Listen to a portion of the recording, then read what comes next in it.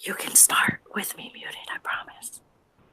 We've already started. Ooga fucking ooga, cunts. Welcome back to CNN, the Cunt News Network. We bring you the news that's already been brought by somebody else. We're going to read you some articles, and half the time it's going to be Let's Trigger Brockus. The other half is also Let's Trigger Brockus. It's a two-part game. Ren loves this game.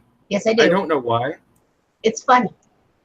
With me, as always, is one of my my mainstay co-hosts, Ren from Renelation / The Shitlords Anonymous. Hello. And tonight, unfortunately, Rob could not make it, nor could Ishtar. They have their own business going on IRL, so they decided to take the night off. But we have two replacements for them. Cunt, a longtime favorite on the Cunt stream. Sup, bitches? Playing the Trigger Brockus game, and I'm the fucking queen, yo. That's pretty much very accurate. In fact, actually, no, I would say at this point, Ren has taken the throne of queen. You are officially ascended to goddess mode. Oh, goody. Yeah, but along with Cunt, we have somebody who's relatively new, but not that new to the Cunt stream, Anti-Hero. Hi, I'm Anti-Hero. That's all. And they're going to be giving us all kinds of news articles that are probably going to piss me the fuck off. That's the goal. That is the goal. We're going to start with one of Ren's stories because for some reason I feel like hating myself in the beginning of the show, and then we'll probably end with one of fucking Anti-Hero stories, which is actually one of Rob's stories, because I also feel like hating myself. All right. This headline is Tom Cruise reportedly in line to play Green Lantern. What the fuck? I'm kind of triggered by that. What? You don't like this idea, Brockus? I don't want midget Green Lanterns on my silver screen portraying a shittier version of a Green Lantern that we got with fucking Ryan Reynolds, who did an amazing job as a not quite Hal Jordan, but still kind of Hal Jordan-esque. I mean, that was like, I'm a huge Ryan Reynolds fan. I really am. But like Man Crush and everything, like for real. But it was a terrible movie. It was, you know why it was terrible though? Because I went and researched it because I was like, there's no reason Ryan Reynolds should be in a bad movie. And apparently they had told him because of his contractual obligations that he had to stick to the script. They didn't allow him to ad-lib. They didn't allow him to make any riff lines or anything like that. They said, stick to the script. That's what we hired you for. And and that is apparently, that is the biggest, that and, well, a god-awful overuse of CGI. But that's the big reason why the movie was such complete ass. R.I.P.D. was better than the Green Lantern. R.I.P.D. was amazing. I never actually watched R.I.P.D. There was a huge part where for a couple of years I just wasn't watching any movies and such, and unfortunately that was one of those movies that I ended up missing. Yes. Continue with your I Hate the World fucking article, right? The movie, which is projected for release in 2020, is set to be a live-action reboot, with previous reports having linked the Lone Ranger and Call Me By Your Name star Armie Hammer with the role of Hal Jordan. Ryan Reynolds has previously portrayed this comic book hero, we know that. However, new reports has now claimed that Cruise is being considered for the lead role in Green Lantern Corps. And he's only doing it, he said he'll only sign to do Green Lantern if one major part of the film's script is changed. The part which sees his Green Lantern character being killed off. What? Wait, what? What? Wait. So it would be a Green Lantern movie, probably going to be shit, but Tom Cruise was originally slated to die in it. Hal Jordan, the character, this movie was slated to have both Hal Jordan and John Stewart, two biggest Green Lanterns. Wait, John Stewart. If that's the case, then I think Tom Cruise probably would have ended up having to be Adam Stewart. They're looking at him as Hal Jordan for Hal Jordan. No, that's fucking terrible. And you don't kill Hal Jordan. What the fuck? Well, kinda you do. But that's real, comic book nerd stuff I'm not going to get into. Yeah. So basically, it's one of those things of Tom Cruise is kind of basically saying, don't kill off Hal Jordan, I'll sign on to play the character. But if you say that, you're going to keep to the script, he's not going to sign on.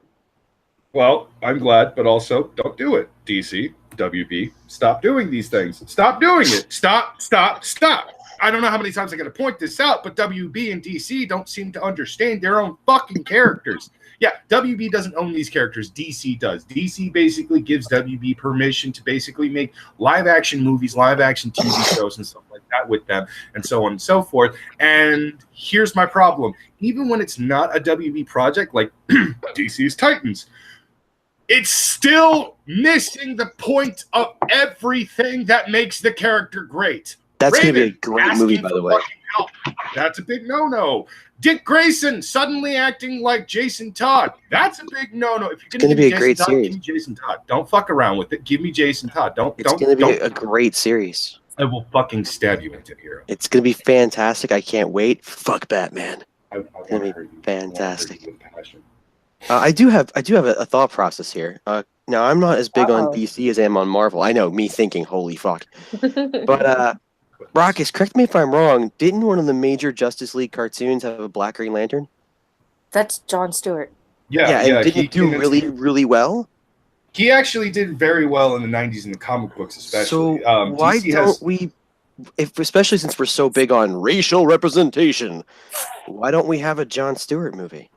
You have to start with Hal Jordan, respectively, just because... We did, and it was terrible. Can we wipe the slate clean and go with something that works? No, respectively, you would have to start with Alan Scott, but I don't think a lot of people would want to start with Alan Scott because the whole wood weakness thing that they eventually rebooted, but I think it would still be funny if they did it in a movie. But still, you would have to start with Alan Scott, then you would have to move into Hal Jordan, then you would have to introduce Guy Gardner, then you would have to introduce Kyle Rayner, and then finally...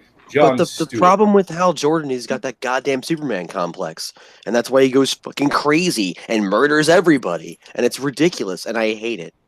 That was Parallax-infested fucking Hal Jordan. He was infected by Parallax. Doesn't matter. It's the same Superman complex. It does matter because Hal Jordan normally doesn't have a Superman complex. So don't fucking sit there and say Hal Jordan has a Superman complex. No, he doesn't. Nerds. Yeah, we are. No, yeah, but I do agree. I think Jon Stewart would do great in the movies and such. Just they would have to find a way to actually make it all work. Like maybe put it in the story like years after certain heroes have already been established, because a huge part of the Green Lantern comic books is that they are technically supposed to be separated from Earth in a lot of their side stories. So it would be great to see to see Jon Stewart, Hal Jordan on the silver screen and all that stuff. And I still stand by what I say. For the love of God, give me Idris Elba, Jon Stewart. That could work out really well, except that he's got to get old. You know. A bit of Brit is Kevin Bacon's daughter. Wait. Sorry, Will on a list in the chat was saying that. A bit of Brit. Who's that? Who's a bit of Brit? Bit of Brit. I think that's a YouTuber. Well, they're now officially Kevin Bacon's daughter. Huh. Headcanon accepted. Okay. I don't know. Sebastian Stan is Mark Hamill's son, even though he's not actually his son. Headcanon has been accepted for years. I would lick them both. I'm just saying. Ugh. You're not the only one. No, everybody pretty much is actually. You know what? Like Optimus Prime, make Idris Elba fucking Jon Stewart now. Yes, I agree. I want this. Gimme. Now. Just give me a good Hal Jordan, not a Hal Jordan. Well, if they give it to Idris Elba and they give him a decent script, it'll be a good Hal Jordan. Idris Elba's a fantastic actor. Yes. I mean, you're talking. He's probably one of the few guys I could see putting into the James Bond franchise. I would like him too. I'm not a big fan of him being James Bond, but that's because the idea of him being 007. Not so much James Bond. 007 is fine. Unless they decide to go ahead and make it canon that James Bond is just a nom de plume. If they make it that James Bond is an operational name only, then you know what, totally go with it. But I really would like to see them say, no, you know what? This guy is his own dude. He's a 00 agent, even 007, that's fine. And extend the universe. There's a big goddamn world in there. Let Idris Elba make his own mark. That is very true. Pierce Brosnan was vastly different from Sean Connery and You Daniel mean the Craig only was real vastly Bond? different from Pierce Brosnan. You mean the only real Bond? So, What? Pierce so Brosnan? Ren, did you Connery. finish your article? Yes, that was Sure. the entire article because it's basically movie rumors that they're looking at a certain short man to play a character. Yeah. Also, stop casting midgets to play average height characters Or worse, above stop. average height characters. Yeah, like Jack Reacher. Hey, Jack hey, Reacher's you built know like a what? freaking linebacker. I like the Jack Reacher movie. I like the Jack Reacher books, which is why I didn't like the Jack Reacher movies. Dude, I mean, okay, guys, look, you can do were you guys all. opposed to Peter Dinklage having played the 14-foot giant dwarf? You can. That was funny though. I'm You not can gonna make- lie. That was I kind of didn't expect that. You can because use I was any like, number of fancy camera tricks to make Tom Cruise look like he's fucking 6.5 feet tall. But when he can't see over the top of the sedan he's driving, when he stands up, that's a problem. All right. It's just no. Right, enough movie nerd stuff and all that shit. We're gonna move on to the news. We're gonna move on to the next article, and I'm gonna go ahead and give Dunk one of the articles. Since she's got Ishtar, she's gonna be covering some sciencey stuff. Well, we're talking about movies, so I figured I'd start us off with the Megalodon. Ooh. You know, that does look interesting. I'm not gonna lie. Facts about the Megalodon, the long gone shark. The Megalodon, which went extinct millions of years ago, was the largest shark ever documented and one of the largest fish on record.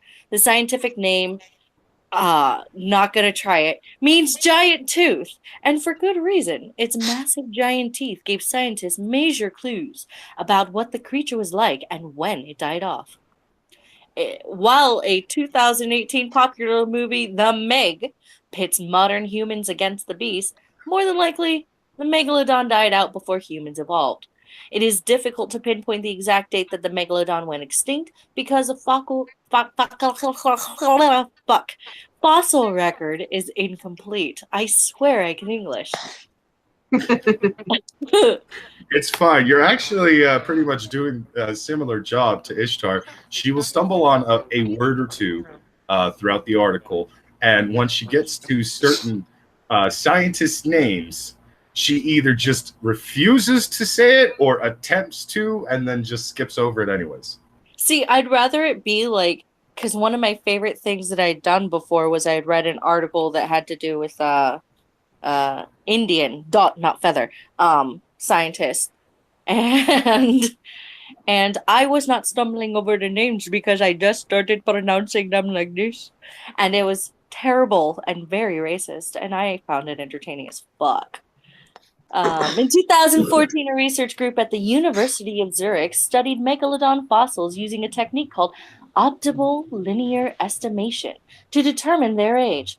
Their research, published in the journal PLOS ONE, found that most of the fossils date back to the Middle Miocene epoch to the Pliocene epoch, about 15.9 million to 2.6 million years ago.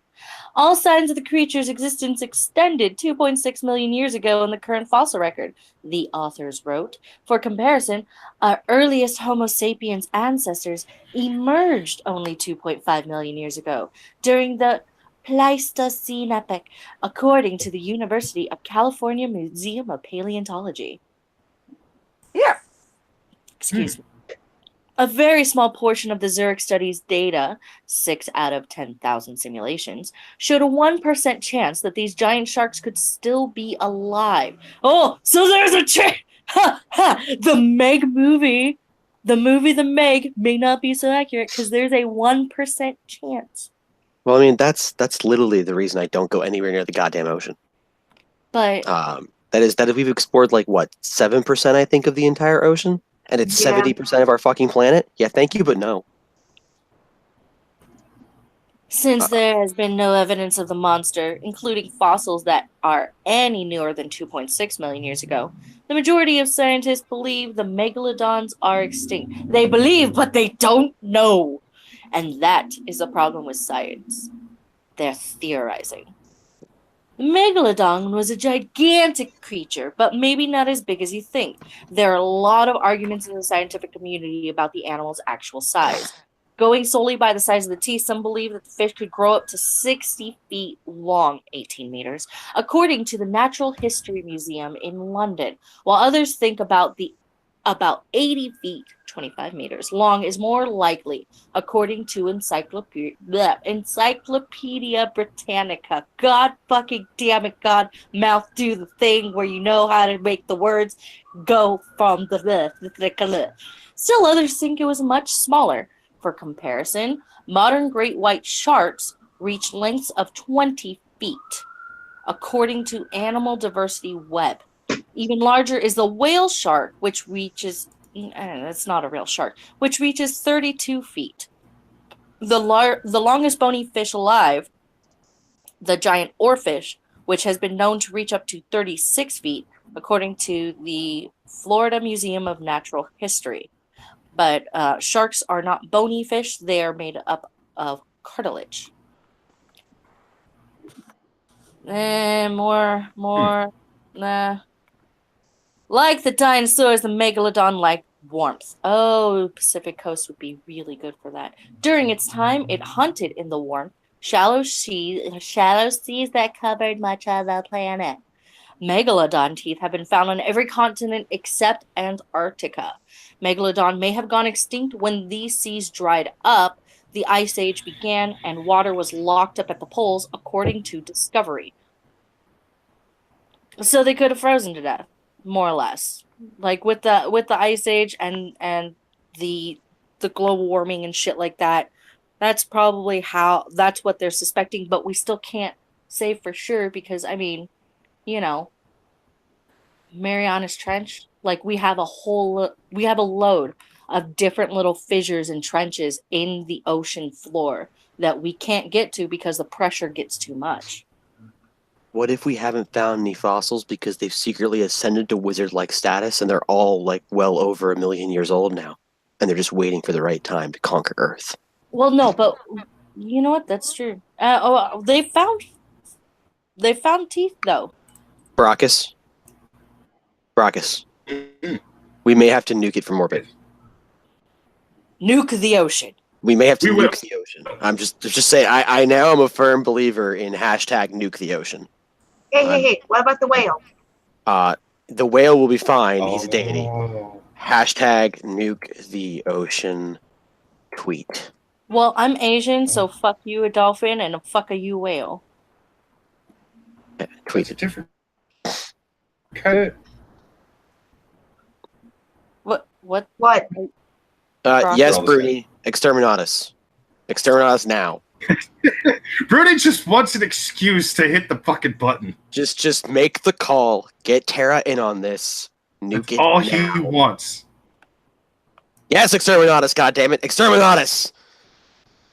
Anyway.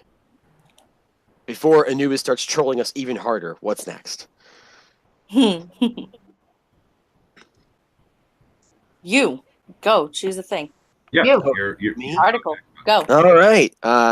Since we're doing some Florida man nonsense here, Tampa man vandalized cars that remind him of college bullies, deputies report. A Tampa man splashed a corrosive chemical on 2 luxury cars, causing more than $3,000 in damage, deputies said. When asked why he did it, he told detectives that the cars reminded him of vehicles driven by people who bullied him in college, the Hillsborough County Sheriff's Office said. Scott Stone, 37, was arrested Wednesday and faces 2 counts of criminal mischief. Stone told detectives he didn't know who owned the car, Sheriff's Office spokesman Danny Alvarez said. On April 23rd, Stone poured either brake cleaner or rust remover onto the passenger side of a 2017 Porsche Macan, causing the paint to peel and about $2,000 of damage, Alvarez said. About a week later, Stone spilled a chemical onto a 2015 Mercedes 500, part of the AMC Veterans 24 Theater, at 9302 Anderson Road. The paint of the passenger side peeled, costing the owner $1,200 in repairs. Surveillance video showed Stone's 2012 GLK Mercedes at both incidents around the times they happened, and Stone told the deputies that he damaged both cars. We are aware of 2 similar cases that occurred recently, including one in the city of Tampa, Alvarez said. Detectives are still trying to ascertain these cases are related. Stone was held in Hillsborough County Jail in lieu of a $4,000 bond. So, because this guy, and if you could see him right now, this is a creature who even I would have made fun of, and I have a kind and soft heart. This man is a potato with a bad. I love how you put it. This is a creature I would have made fun of. This is a potato, all right, with incredibly bad stubble, the worst form of just neck pillow going on, like just all the way down. And his hairline is something that not even Schmeckel's hat could fix this. It's awful, and he is so upset about college bullying that he caused almost $4,000 worth of damage and is now spending his time in a county jail. Cocaine's a hell of a drug. The worst I ever did when I was bullied is dug pitfall traps in my backyard in the woods behind my house and lured high schoolers into it. So The worst I ever did was picture beat the is shit a out of some of my bullies. What? Who's saying what about me? Pickle says that it's Dirty you. Pickle. Oh, and- Pickle. I don't live in Florida. You know that's untrue. Lionel Valentine says he sounds like he's yes, describing anti-hero. Monday Matt by next year. You remind me of something my internet bullies drive, so I'm going to destroy your car. Exactly. My college bullies did mean things to me, and they were rich white preppies, so now I'm going to dump acid on your car. All right, this is a serious case of grow the fuck up. This guy is clearly an adult male in every way, shape, By the way, form. Yes? it is Sinatra's birthday, so if you haven't already given him a happy birthday wish, you should head over to his Twitter and send him nudes in his DMs and wish him a happy birthday. Send him nudes? Yes, send him nudes or nudes. Oh, nice. I just took pictures of my dick earlier today, so I'll get right on that. Not your nudes! Hey, it's not a here, bad... send him my purple picture. Brockus, you I didn't will not do that. You didn't specify who was supposed to send nudes. Yeah, you just said send nudes, so I've got some dick pics going his way. Women's nudes. It's too late. It's too late. It's been done. You only say Bob's and Vagine. I sent balls. Does that count? Close That's enough. like really close. No, Kadun, to answer your question, this particular individual, Mr. Stone, is 37 fucking years old. Ah, for Christ's sakes. He's 37. No, this is a case of grow the fuck up. Reach down in between your folds of nasty, because let's be honest, this guy looks like he weighs about 400 pounds. Reach down into that fupa, grab your sack, ascertain that it's there, and decide to get on with your life. Oh, but don't you know Fucking elementary school, I beat the shit out of my bully. Nobody bullied me anymore. I got bullied in fucking middle school. I beat the shit out of several of my bullies. Nobody fucking bullied me again, especially since I made one of them bleed. I got bullied again. Shit out of one of my bullies. Roboting auto-tune anymore. Roboting. You were auto-tuned like a rapper. It was great. American Phoenix says he once destroyed a 97 Mustang because his dad was a principal, and the last time he kicked his ass, he got suspended for a week. No one could prove it was him. Very good job, Phoenix. r/that happened. Rule number 1, if they're going to do something like that, never get caught. But welcome back to the Brockus. Brockus, welcome back. Yeah, I had to F5. Brockus, arigato, Mr. Roboto. Yes. We made fun of you the entire time you were gone. Entire time. Of course. We said that your tiny orc arrow of love was not enough to sustain anyone.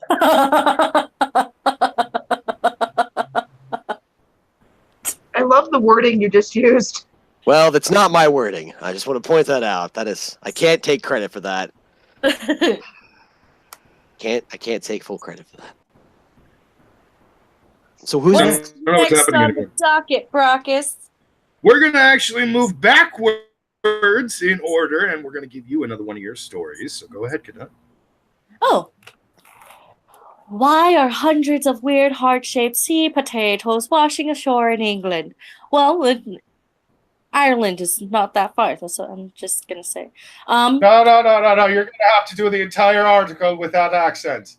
You I don't get to can't. do that to the people and then fucking do it. Take it away. Wait, are No, we but supposed I'm to? not as good at the Irish as you Are are. we all supposed to be Irish now? That's the question.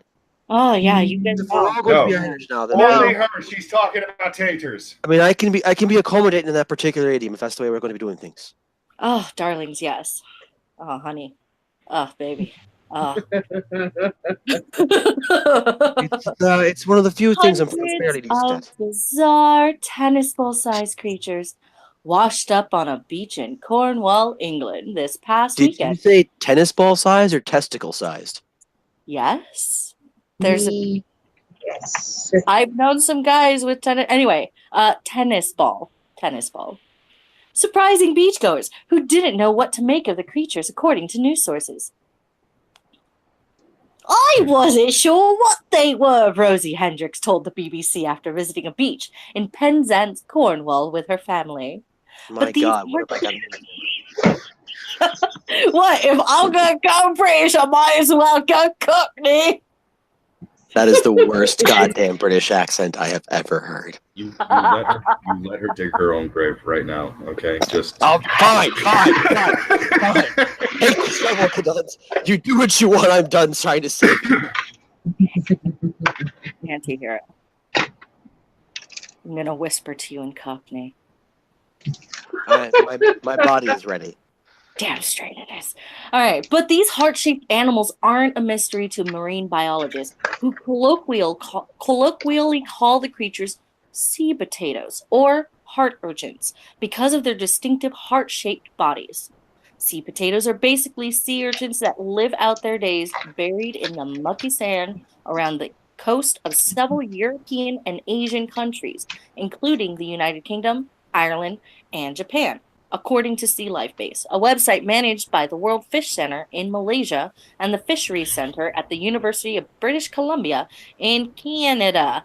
Aww, there you guys go. You lucky little Canucks. You got something there for you. You guys got sea potatoes. Aren't you special? You Does got that make you? them sea cuts. You're fucking retarded. They're probably not allowed to talk about the sea potatoes because, I mean, I don't know what's all taboo for them to speak of over Well, if you there. talk about sea potatoes, you got to talk about everything else, eh? I'll show you my sea potato, darling. E. cortatum can bury itself about 9 inches. Oh, hello. 22 centimeters beneath the sea floor, an ability that makes the urchin one of the important ecosystem engineers in seafloor environments, according to a 2017 study in the journal PLOS ONE. The heart-shaped creatures pull off this feat by using an internal hydraulic system where water power can move lots of its little feet in and out, and in and out, and in and out, and in and out. The sea potato uses these 2 feet to feed off organic matter in the sediment, he added. Just like whale and dolphin, however, E. cordatum can have mass stranding events. In 2016, for example, Long Rock Beach in Cornwall experienced a similar stranding, the BBC reported. It's possible that the stranding was a mating event gone wrong. Sea potatoes come together to breed, so a storm may have washed them ashore, a Trill told the BBC in a separate interview. Interestingly, dead sea potatoes look different from live ones. When E. cordatum's alive, it's covered with short yellow-brown spines. In contrast, when it dies, E. cordatum loses its spines and takes on the appearance of an off-white brittle orb. Then you can see a 5-pointed star pattern that gives away their relationship with starfish. Twitter user Tony Turner Biz also spotted them on the beach in Penzance, as did her pooch. On August 11th, she tweeted, "I saw the sea potatoes this morning on Penzance Beach." Oh, hashtag Penzance Beach. Poppy thought they were worth investigating. Aw, here's a little pupper sniffing at the little sea potatoes.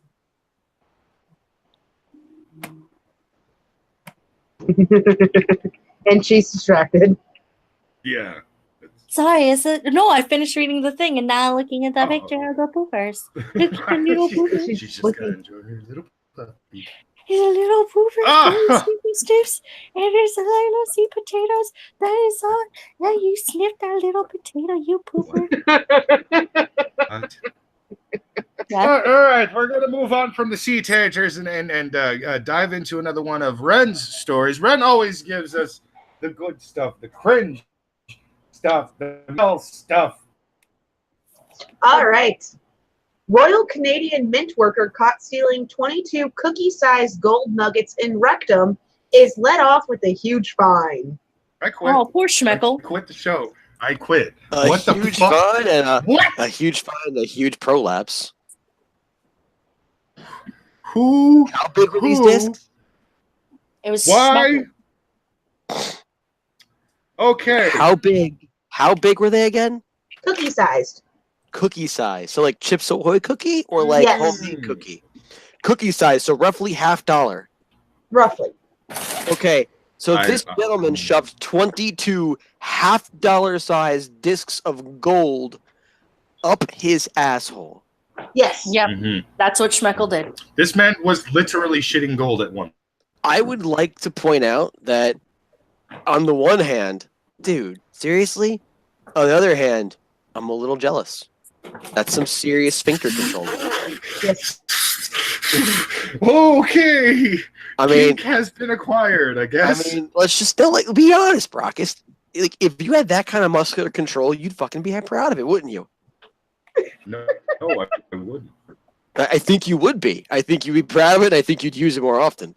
I think your pickup line will be like, I can shove 22 Chips Ahoy size gold pieces in my ass and not worry about it. And you'd have girls and guys be like, That's I wanna that's spend more not a time with pickup line anyone should actually use. I think I don't know. "You want me to prove you wrong? Something else would You be want me to prove you better. wrong? Let me prove you wrong." Okay, done. Yes. I can slip 22 pieces of $half size gold into my anus and carry them around for days. Oh, fuck yeah, baby. That's not I fair. rest Easy. my goddamn case.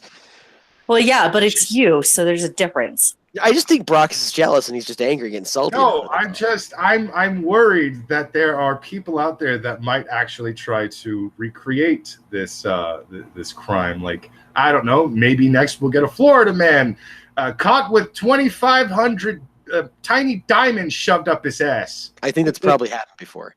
That's probably happened before. I'm mean, pretty Very sure, good yeah. chance it's happened before. You've heard We've of had- blood diamonds, right? Brock, people have literally tried to smuggle like lizards out of countries in their ass. that red Domo arigato, Mr. Roboto. Domo. Domo. Domo. Domo. remix. I like listening to Brockus grumble and mumble in the background. Yes. Fix it, fucking, fucking. All right. He's onto just the- mad because he doesn't have that kind of anal. Go ahead. Yeah, onto the article.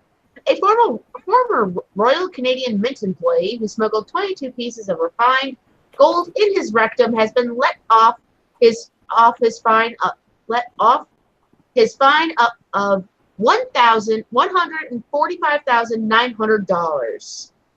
Leston Lawrence, 35, who had been an employee at the bank for 7 years, was sentenced to 30 months in prison last year. He sold 17 of the golden pucks through Ottawa gold buyers.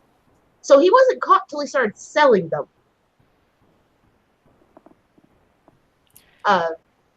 Who? Tell me. So he wants shit them back out. Tell me he want. Well, like, can you imagine him going over and trying to sell them? And he's like, "Hey, how much you will you pay me for one of these? One of what? Hold on, give me a second." Actually, I have a much more amusing image, at least for me. Just imagine he goes home, right, and his wife's there, and he's like looking like he's sick because he's got gold to his ass. And his wife's like, "Honey, are you okay?" He's like, "I'm fine, I'm fine." He goes to the bathroom, right, and all you hear is clink, clank, clink, clink, clank, clank, clink, clink. "Honey, I'm fine. Don't come in." clink, clank, clink, clank, just as the gold hits the porcelain over and over, and the toilet shatters because gold's heavy, and now there's fucking toilet water and shit-covered gold all over the place. I actually think it would be a little more angry than that. Like, he probably wouldn't even tell his wife what was going on. She just walk over to the fucking thing, like, honey, what's going on in there? It sounds really strange. It doesn't concern you, Mary. Ah! You know, I was kind of worried that I had gone a little too far in my thought process, but then Brockus just told everyone that he could take it even farther, and so I don't feel bad.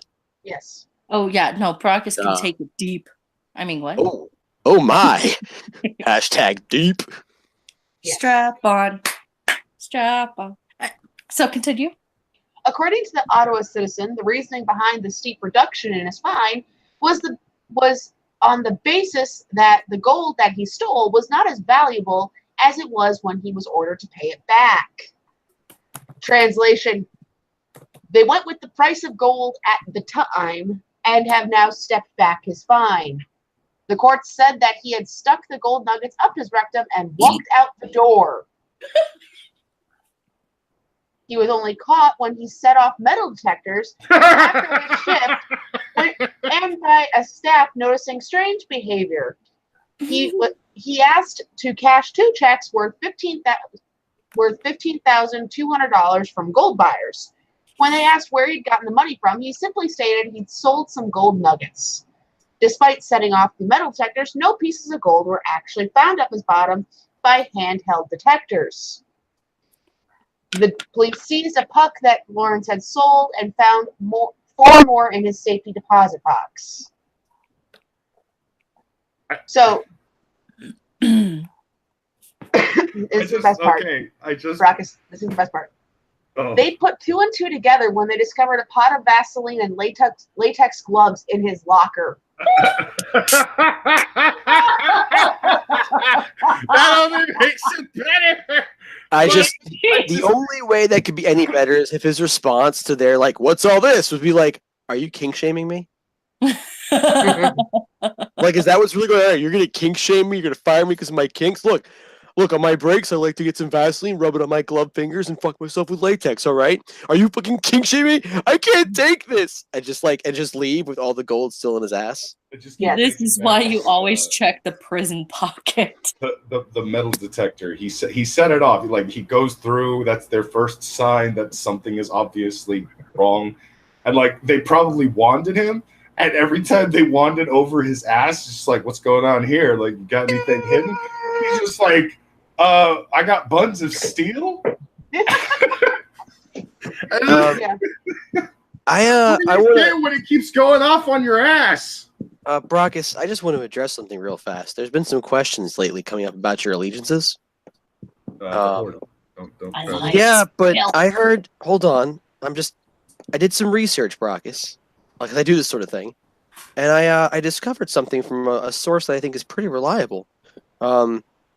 Apparently, at one point, you weren't Horde, Brockus. Apparently, you have some dark shadows in your history that are alliance-based. And the word on the street is you might even have been an alliance paladin. What? No. Yeah, that's what I'm hearing. So you weren't a paladin then? No. So what were you, Brockus? Since we've now confirmed that you were alliance at one point. You okay. filthy alliance fuck. Anti-hero, this is CNN. I know. We're not getting into all of this. Chat. The chat wanted to be addressed. If you want to talk about this, we can talk about this at a later time. We can take it to my channel. Needed to know. We can Thank have you, says Brockus doesn't even play WoW. He's a RuneScaper. What? How dare you? Oh my. Such blasphemy.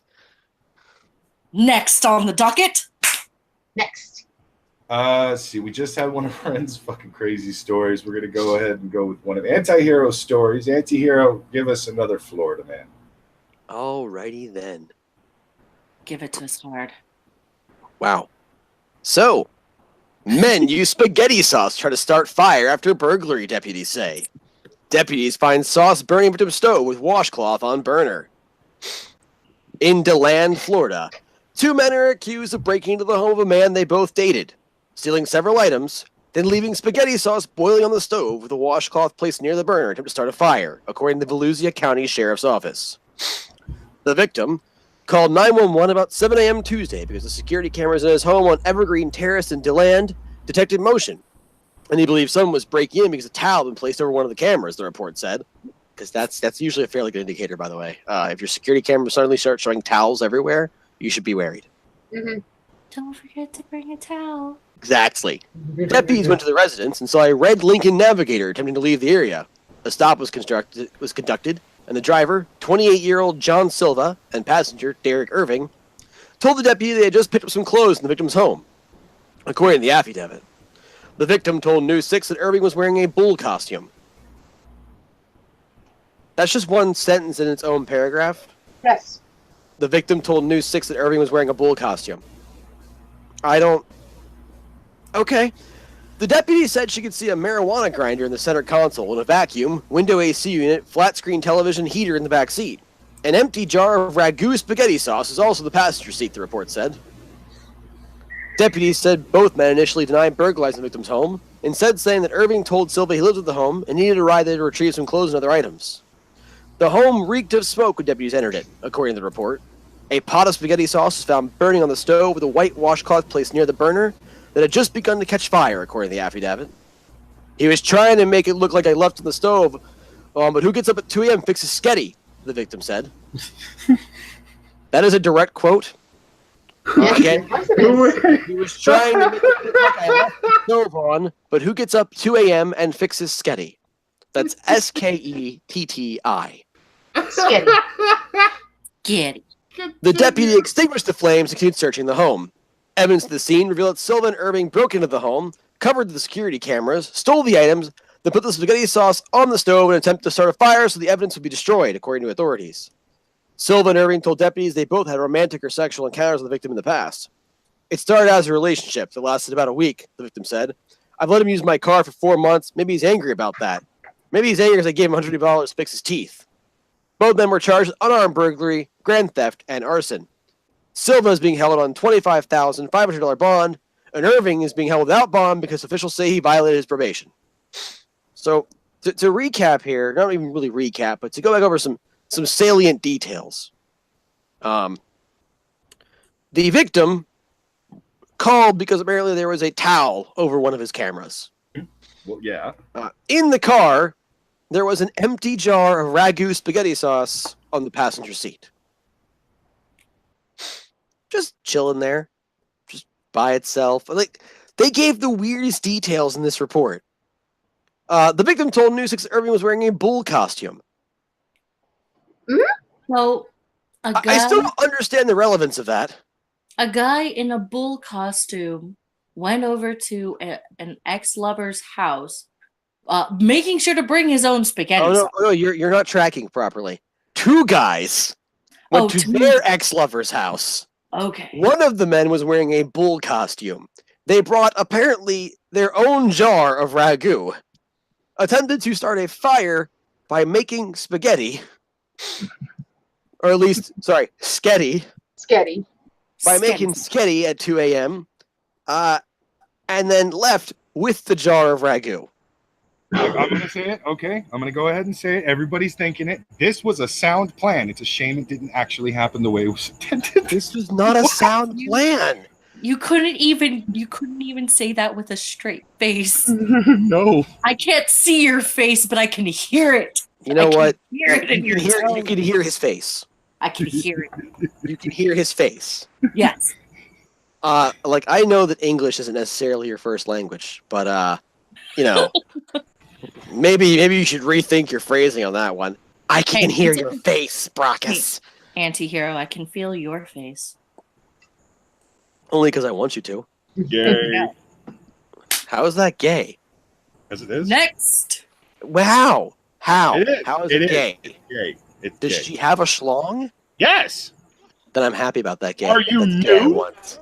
That's gay that I want. Give me the gay. Sketty is a real thing. Spaghetti noodles and ketchup because you can't afford sauce. Oh God, Magog, you have been down a dark road. Never go there. No, again. you can mix the ketchup with some butter. to make it Wow, real. you've also been down a dark road.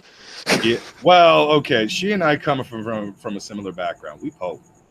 The only Look, difference is my dad was from Missouri. if I'm gonna cook, spaghetti noodles, I'm not gonna put fucking ketchup on them. I'm just gonna put a little butter on that shit and throw in some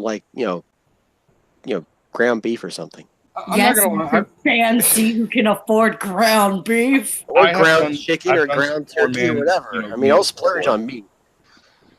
Like, have you guys ever had butter in a tortilla? Yes. Yes. Yeah, there you go. I've done Have you that. ever made pizza with old spaghetti sauce, cheese, and saltines? Yes, Yeah. that was a weird moment for me. Rice and butter. I've Rice done and that too. peas.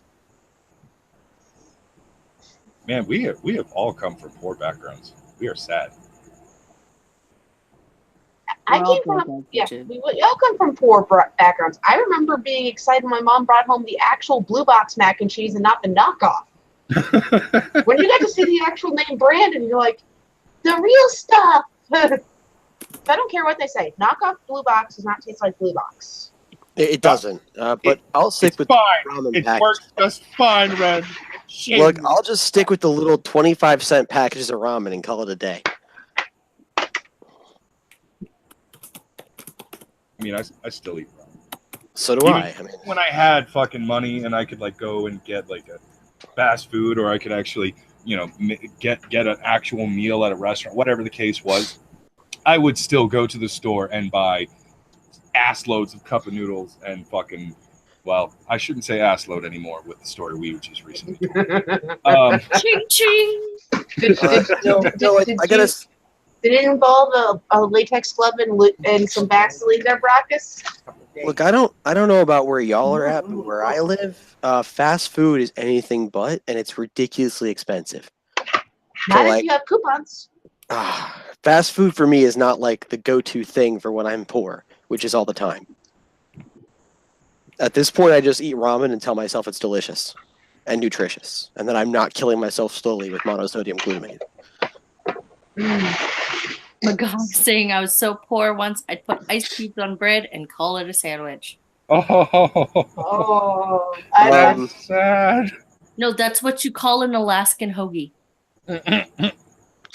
I have put artificial sweetener on saltines and eaten that. Oh no, that artificial sweetener on lemons, so good. Try living Next. off. Yeah, next. Let's go next before We're you all gonna talk about that. We're gonna go. We're gonna go over to one of Cunt's stories. Cunt, what do you got for us in the world of science and or taters? Oh, well, if we want to keep talking about food, I actually have something. Hungry thief wanted after nearly $100,000 worth of ramen noodles stolen. Oh, You Cunt. let him keep that shit. I'm just saying, like, if he Cunt. managed to actually get Cunt. out of the store with that much ramen noodles, tits. Kadon, you said you wouldn't tell anybody about that. Honey, I'm sorry, I couldn't help it. It was so entertaining. But, god damn it. All right, fine. We were hungry. It's fine. Everybody was. Just read the story. Someone really wanted some nude. A thief was hankering for soup. With a hankering for soup is afoot in Georgia after police in Fayette County discovered someone had stolen nearly $100,000 worth of ramen noodles. Deputies are looking into the theft of a large trailer holding the massive amounts of soup, according to Fox 5 Atlanta. The 53-foot trailer was parked at a Chevron store on Georgia Interstate Highway 85 North. The theft occurred sometime between July 25th and August 1st. The local sheriff said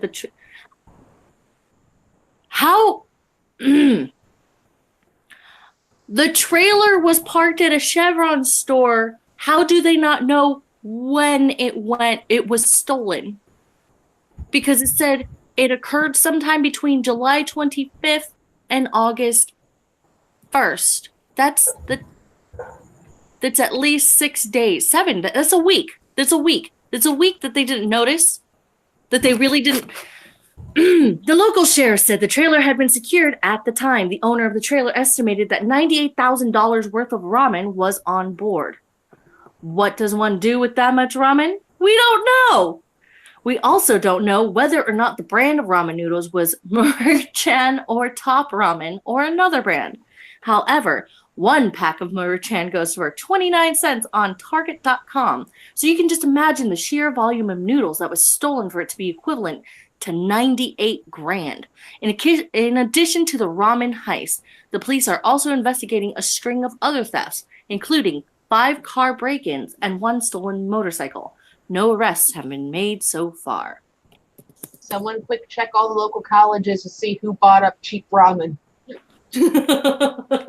Right? If you stole that much ramen, you could sell them for like 10 cents a pop. Look, consider this. It's usually $5 for one of those packages that has like 9 of them. Yep. So if you could sell them for, hell, because people stole it, $1 for what they normally spend $5 on, so they can get 5 packages for $5, there's probably a lot of college students going, fuck, I have my groceries for the next month.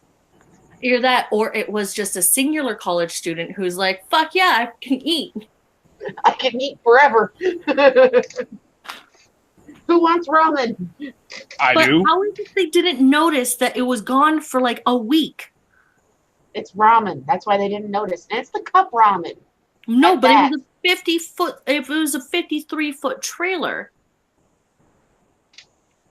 Yeah, Like- that's where you got to start asking questions like, all right, who the fuck was way too high? I know we ship ramen and no one cares, but who was this high that you allowed this to happen? How did you not notice? Oh. And Trippy Poop is saying that Anti-Hero is Hentai Hero now. Yeah, he's hentai hero. Hentai hero. But I'm not actually like in the mood right now. I mean, don't you have to be like horny to be hentai hero? I mean, I thought that's how that worked. Who said a lot of hentai got you horny? There's some hentai out there that it's like, I don't know who the fuck made this or what was going through your mind, but I Well, think you know, you need help. I have discovered in my years that for every fetish, there's a person who appreciates that fetish. This is You true. may not be that person, but there is someone out there who likes it. You may not be a big fan of General Grievous porn, but believe me, it's there, and somebody likes it. You went oddly specific on that one. So It is something that my girlfriend looked up today. I don't know why, but I'm a little nervous. I think she wants you to get a wheeze and a really bad cough. General Kenobi. Did they not have meal plans at your college if you lived on campus? Didn't live on campus. Can't afford it. I went to art college and there was no meal plans. There was vending machines. That was your meal plan. Some truckers leave the truck and not come back for weeks, in my experience. Okay, that's fair enough. Cassie Lilith? Casey Lilith? Cassie Lilith. Cassie. Yes. Are you saying somewhere there is Brachus erotica? You I hope read it not. before. Right. There's Brachus erotica in my DMs right now. I could literally make my last story just a rereading of Brachus erotica. Orc Holy obelisk shit! with That's gonna be powers. my last one. That's gonna be my last story. That's the one. Swallow that orc spell. If I want to make Brachus trigger, if that's the name of the game, I just have to read Brachus erotica. Next on the docket. Is I it don't called know where to Brock go Erotica? anymore because I just want to die. Is it called Brock erotica? No. Eroticus? What's it called? Eroticus. That just sounds like a bad Roman name. It does. It does. It actually. It's I am Eroticus, mighty creator of horrific fan fiction. God damn. All right. That's Speaking of I'm horrific fan doing fiction, that. we're gonna move over to one of Ren's wonderful stories. Alrighty. Check your pantries. New study suggests weed killer may be in your kids' breakfast cereal. Mmm. That sounds delicious. Brachus, do you have any? I don't know what to say. Hey,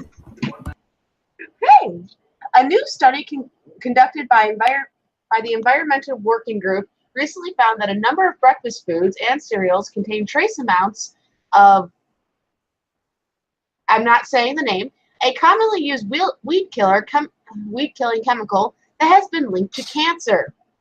Researchers found that 31 out of the 45 food products they tested had higher amounts of the herbicide present than what scientists consider safe for children to ingest.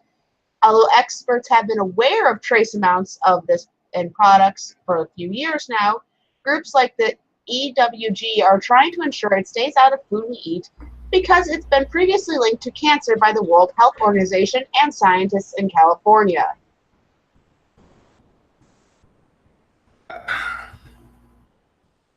Who's fucking up their job this badly? Like, I don't. Also, how is this getting into cereal? It's not made from organic stuff. We fabricate that shit. As for foods to look out for, Cheerios, Lucky Charms, Quaker Old-Fashioned Oats, Quaker Dinosaur Eggs Instant Oats, Great Value Instant Oats, and Back to Nature Classic Granola were all found to have trace amounts of this chemical in it. So good luck people eating your Cheerios.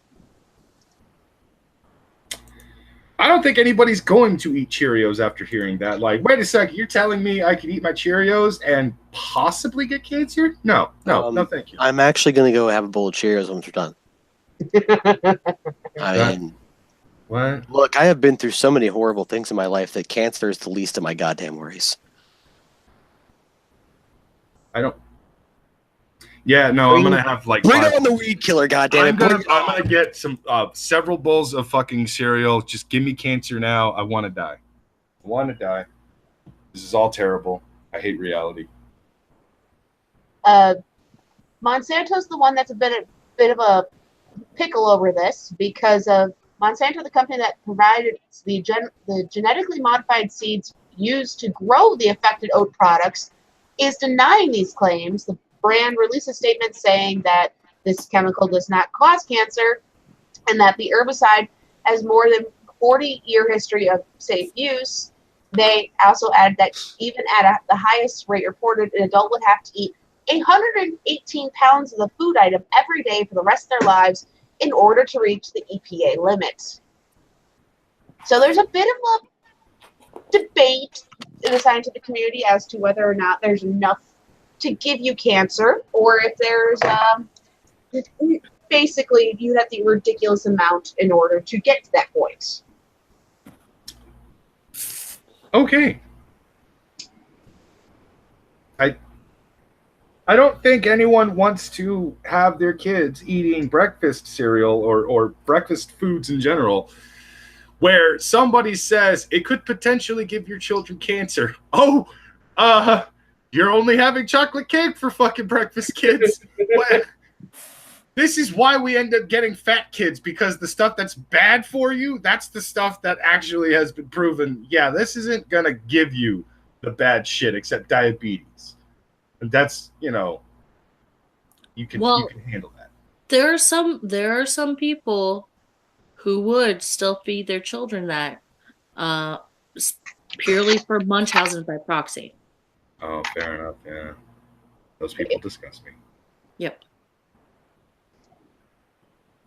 Next on the docket. Next. Anti-hero, what do you got for us? Well, I'm debating on how much I want to fucking scar you or not. No. Save it for last. Remember. So how many more stories do I have? Just 2, right? Kinda. Okay. Mean... So I'm gonna skip over one of them. And I'm going to move on to the next one. Because I was sent a story that I think is going to be really great. So I'm going to save that one for last. Okay. But this one I'm going to go with right now. And this one is simply titled, it's actually the best title so far, Brown Recluse Bites Florida Man's Penis. Oh, God. Okay. Michael Dumfrey of St. Augustine screamed out in pain, completely naked, in the comfort of his own home, with blinds drawn. A brown recluse spider had sank its fangs into Dumfrey's penis. The pain was excruciating, he recalls. His unwelcome roommate scurried off under the bed, and Michael Dumfrey entered a state of panic upon realizing his ultimate nightmare. Blood dripped from the puncture site, and Dumfrey knew it was only a matter of time before he went into shock. Unable to drive, he phoned 911 and was rushed immediately to the hospital for treatment. There he remained for 8 days, lucky to avoid skin necrosis and surgical intervention. Amputation was my biggest fear, said Dumfrey. I give up both legs and one of my arms for my penis, he said. The spider, it gets better. It gets better.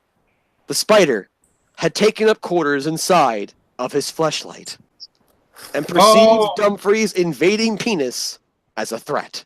Oh, no, it gets better. This Keep poor going. bastard, Michael Dumfrey, broke up with his girlfriend a few weeks prior and was enjoying life with his new toy leading up to the incident. Aside from the leftover swelling, everything is back to normal. When asked what he learned from the experience, he had this to say. You've really got to be careful where you stick your dick. Danger lurks at every corner, man. I'm telling you. Wise words from a man knows all too well the potential threat of what lies hidden inside of cozy, dark tunnels. Despite the terrifying incident, he remains smitten with his fleshlight and puts the blame squarely on his own shoulders. You can't just neglect something for long periods of time, expect everything to be hunky-dory when you're ready to be intimate. I should have paid more attention and taken better care of her. Men shouldn't simply dive in glands first. Investigate your surroundings. Use the finger swipe technique, check for poisons. In this wide and wonderful universe, you never know what visitors came before you did. Spirulin says, freaking blood doesn't drip from brown recluse bites. Something smells fishier than my fleshlight. Look, I just want to point out that if your fleshlight smells fishy, you have much more important things to worry about than whether or not someone was accurate upon their brown recluse bites on their dick. Also, as all the guys have learned, before they do anything tonight, they're going to be checking their fleshlights. Yeah, there was another story involving a fleshlight. I don't have a fleshlight. I just use my hand. Yeah, I don't Your fleshlight. I fucking hope so. So what's the other story you were saying, Brockus, about fleshlights? It was a story that Ren had actually covered a while ago, where somebody had actually put super glue inside. Oh, yeah, that woman fleshlight. who wanted to get back at her boyfriend for having a fleshlight. Yep. So her answer was to put super glue in the fleshlight. He had to have it surgically removed, essentially. Yeah. Not a fun day for him. Nothing Triple says says he uses Antihero's hand too. Damn right he fucking does. I lost a bet, okay? It's nothing gay. Yeah, you don't look each other in the eyes. No, not at all. That'd be fucking homosexual.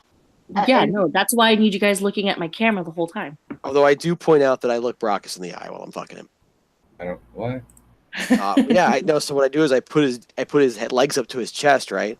And Is that where he's on his back? To answer your question, the chick who put super glue into the fleshlight, she was mad that he had it, and instead of asking him, why do you have this, she put super glue in there. Yep. That's just wrong. Like you couldn't just be like, hey, what's this fleshlight? No, you had to put super glue in there. Yeah. Oh, Mr. LM002 for $20. Hey, just a public service announcement. To those of you who consume cannabis, please buy indoor weed. Outdoor gets sprayed with tons of pesticides in order to increase yield. It may be more expensive, but indoor is worth it. I just want to point out that you almost said to those of you who consume cannibals. Cannibals, yes. Num num num. Try indoor cannibals, not outdoor cannibals. And Bernie, again, that's the only reason that was said why. I don't understand that woman. No one does. That's a filthy lie. I think both of you understand. That would be like putting super glue on his hand because he jerks off too much. Yeah. If you do that, I'm just gonna keep jerking off.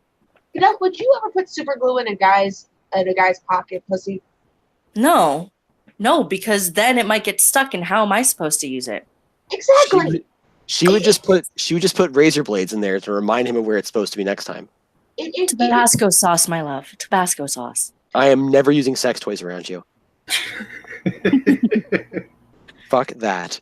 Not literally, though. It's full of fucking Tabasco sauce. Hey, no. I would lick it off. It still doesn't fucking help. That's just no. It's Tabasco sauce. Spicy. Look, I have been naked under a CS gas hit. Yeah, fuck that. I'm all good with your Tabasco sauce bullshit. But it's tasty. Not for the burning sensation when I pee, it's not. If that ever happens to me, please. Broody says, if that ever happens, please use icy hot, not super glue. Okay, so fun story. We had a guy in basic training who was trying to make a little money, and he's like, "I bet $50 I can put icy hot on my balls and not react." He lost a lot of money that night. He lost because he bet like 6 guys he could do it, and no, that was, oh my. It's icy hot, dude. Like His biofreeze best performance when he was on the ground, not saying anything because he was just too busy cradling his nutsack and gently crying. And Jeep Heap, I cannot want to know why you got how or why you got capsaicin on your dick. Look, sometimes you just need to try something new. All right. Wait, but Magog, what is Magog saying? What? Who hurt you, Magog? Oh no, that's the thing that happened. That's another story of a woman who super thing glued. that happened. Yeah, there was another woman who super glued her guy's dick to his stomach. They had to surgically remove that too. Ladies, don't do this. How are you supposed to use it? Nothing says love like surgical tools near your penis. One of these days, I kind of want to bring Magog onto a CNN so he could actually have a bit of a side quest, pre-side quest, because the following Monday after CNN, and then everybody at SideQuest is essentially the same shit as us, except they look for more fucked up shit. Oh, poor Jeeb. He said he worked at a fast food factory and didn't wash hands before taking a leak. Oh. Stop putting weird shit on your pee-pee, people. We have now made them. I think we have now made the men very, very uncomfortable. Good. It's like placenta smoothie all over again. You know, well, actually, I'm really not all that comfortable around pretty much anything we've said so far. It's pretty much Brockus being triggered, and the best is yet to come. There was a brown recluse and a man's. I have to warn Samaj now. You understand this? I'd like to point out that Warn him, this guy got really goddamn lucky, and there's a reason for that. If you guys don't know about brown recluse venom, it's a necrotizing venom. That means it basically mortifies and kills off the flesh and turns the skin around into rot. Mm-hmm. So if you don't get it treated, they have to cut out huge chunks of flesh. Like I've seen dudes with the scars, so they just have giant holes in their arms. They didn't get it treated. So this guy got lucky because he doesn't have a giant crater where his dick used to be. I'm going to address something real quick in the chat. No, I'm not, Will. I am not your real dad. You're adopted, and your parents never loved you. Okay, continue. That's heartbreaking. A little. So who's up? Accurate. I mean, I'm erect, but I'm not up. Yeah. I believe it's Cunt's go. Done. What else you got for us? Well, since we're talking about necrotizing, why don't we talk about 9 reasons we have an undying interest in the undead. Please don't tell me it's anything sexual. Do I need to be in character for this? No. Oh, depressing. I mean, you can if you want. That's up to you. I think my boss would get mad at me if I did that. So we're gonna do it anyway. Go.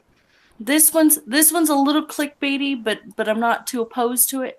Reason 1, we like considering an apocalypse, which is so fucking true.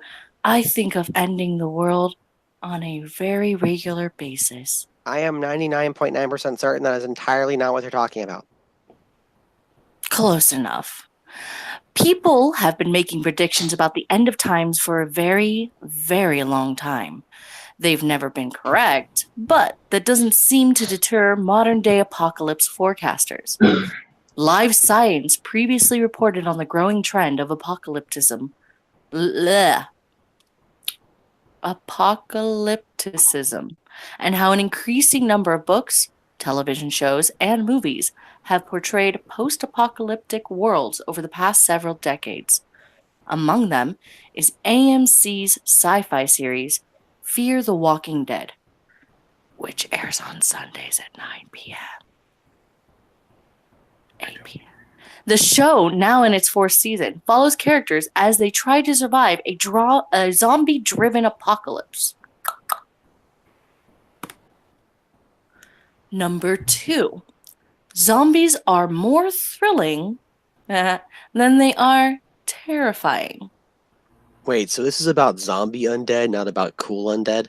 Yes, zombie undead. All right. I'm going to go ahead and zone out. Okay, bye. Walking Dead humans don't exist, and people know this.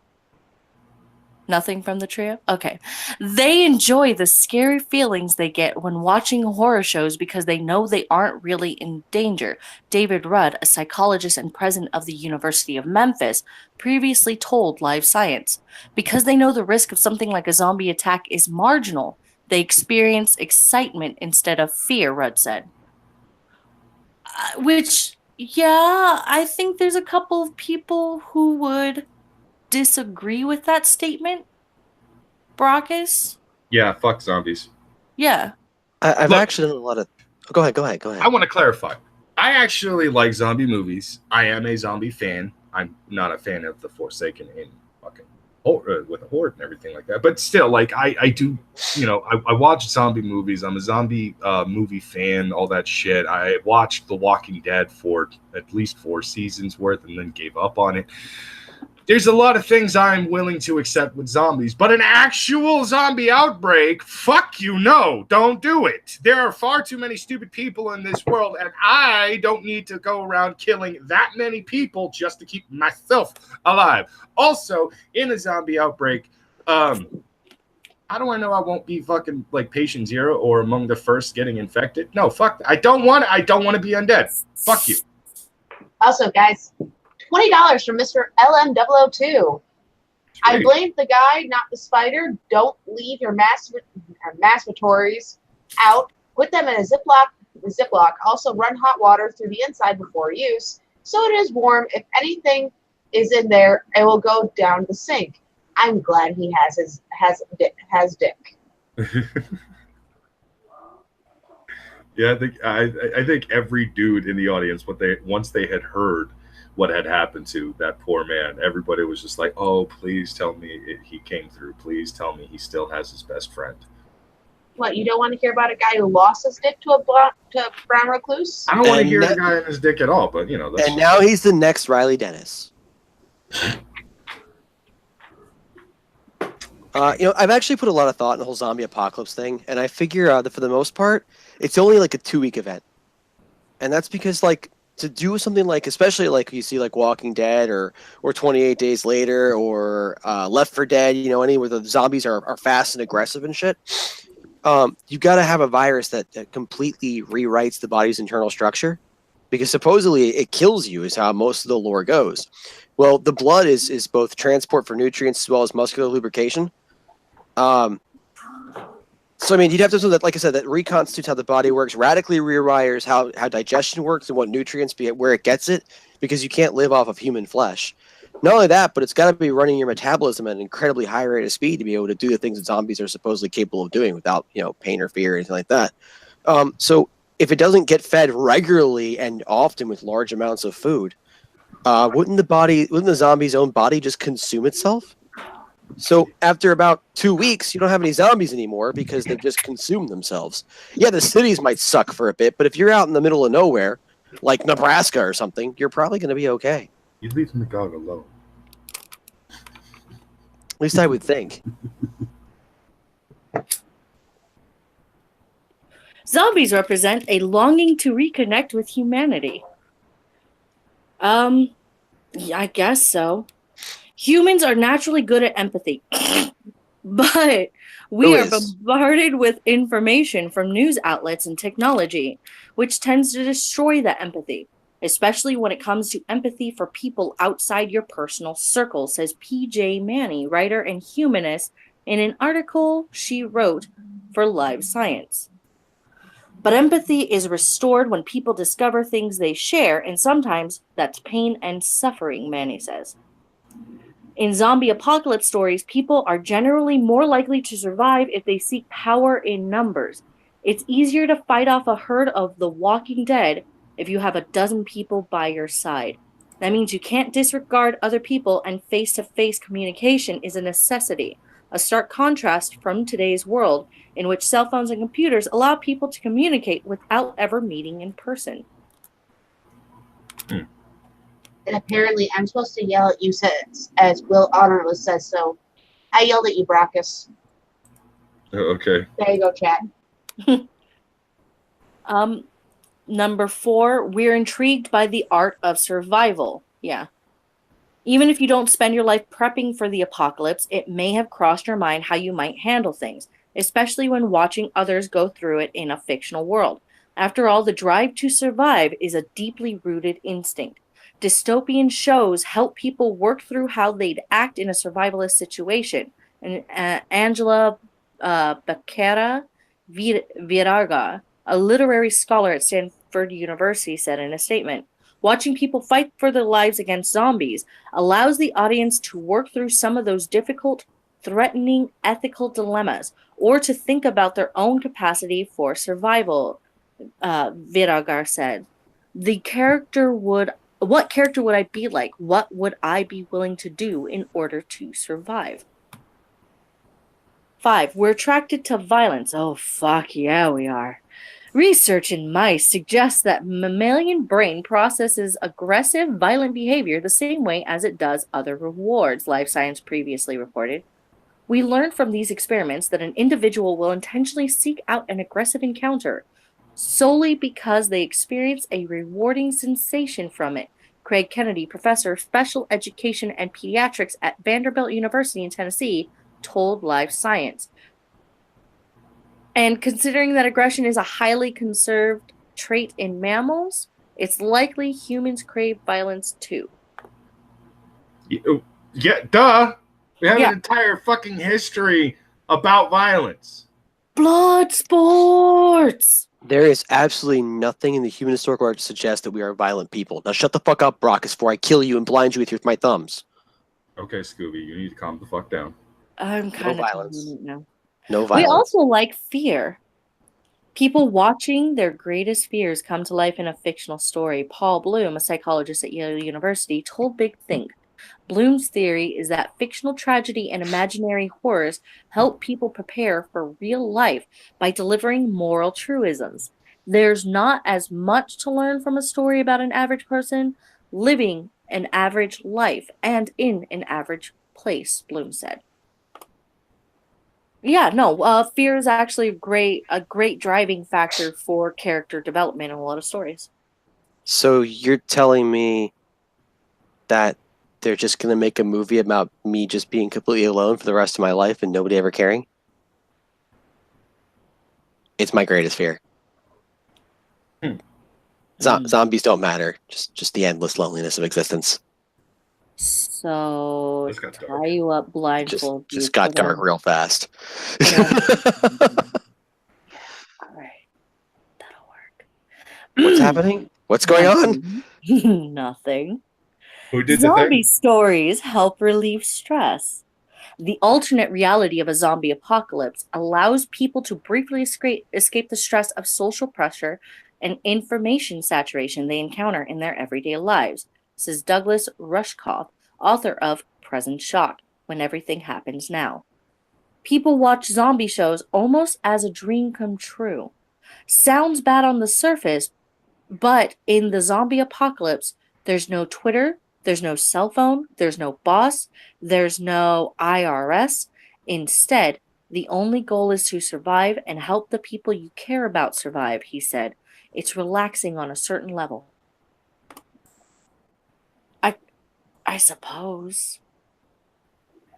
Number 8, it's a scary situation we think we could handle. The zombies in AMC's series Fear the Walking Dead are the kind that shuffle along slowly with limited coordination, and they clearly lack cognitive abilities. They can be deadly, but it's not like a professional fighter coming at you. We can actually deal with zombies, said Richard Smith, a mathematician at University College Dublin in Ireland who uses zombies to create mathematical models. Fighting zombies is easier if there's teamwork, Smith previously told Life Science. If we fight them individually, we're not going to be too effective because most individuals just aren't good at fighting. It's true. And then the 9th reason we have an undying interest in the undead, zombie stories make us feel hopeful. There are typically at least a few survivors during a zombie apocalypse, and that gives the audience hope that things might work out even in the toughest of times. Maybe they'll figure out a way to overcome the zombies. Of course, if they did, then the thrilling tale would be over. Hope is a positive emotion that humans instinctively want to feel. Helen Fisher, a biological anthropologist, wrote previously for Life Science. Life through rose-colored glasses keeps us healthy, energized, and focused on reaching our special goals, she wrote. We are built to hope.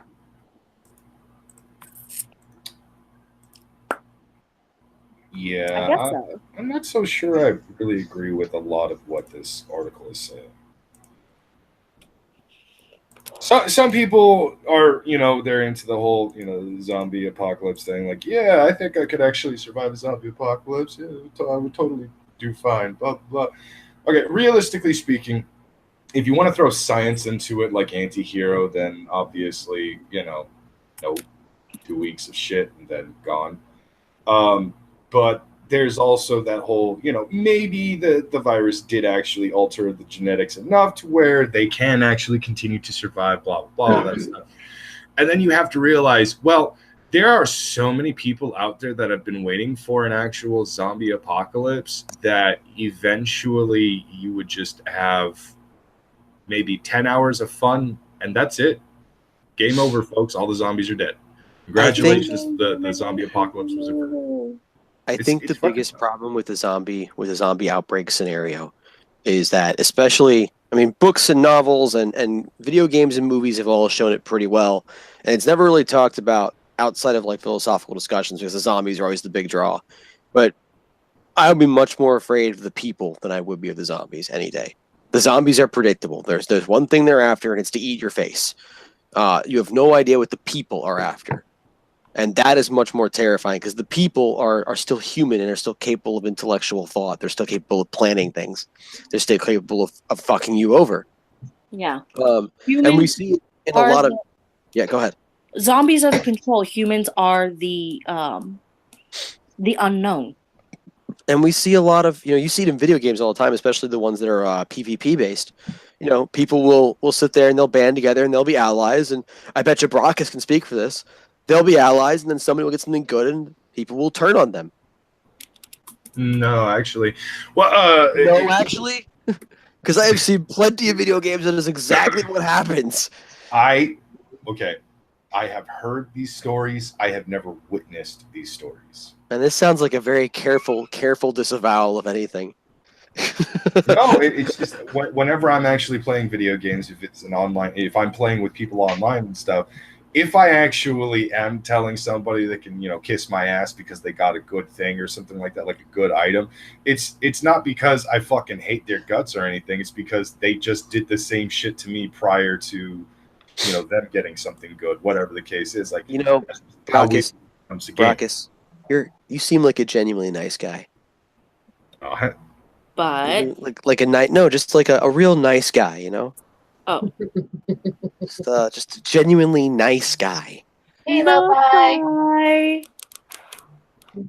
There's a Lo-Fi here. Everyone be quiet. If you don't move, she won't notice you. Lo-Fi Rex. If you don't move, she won't see you. Uh-huh. Everyone stay quiet. Everyone stay calm. Follow Brock's lead. Note how silent he is. Just everyone chill. Eventually, it'll move on and look for easier prey. Hello, Fi. God damn it, Brock! God This is why damn I it! don't play BB sneak games with Brockets. God damn it! She can smell your fear. She knows we're here. She knows we're here. I think she can hear us. She's gonna start sending terrible, terrible things to my DMs like she did the last time this happened. Oh, Lo-Fi, do me a favor. Can you describe in at least 27 different new ways how anal for Hey, Ella. anti-hero? I don't God think you damn it, understand. again? Yes, Yes. again. This is like the 4th time she's done that. Outlaw. Hey, Ray. So who's next? Next on the docket. Rockets. Next on the docket, we just had fucking zombies. We had brown recluse before that. So we're going to move on over to one of Ren's stories. Ren, what do you got for us?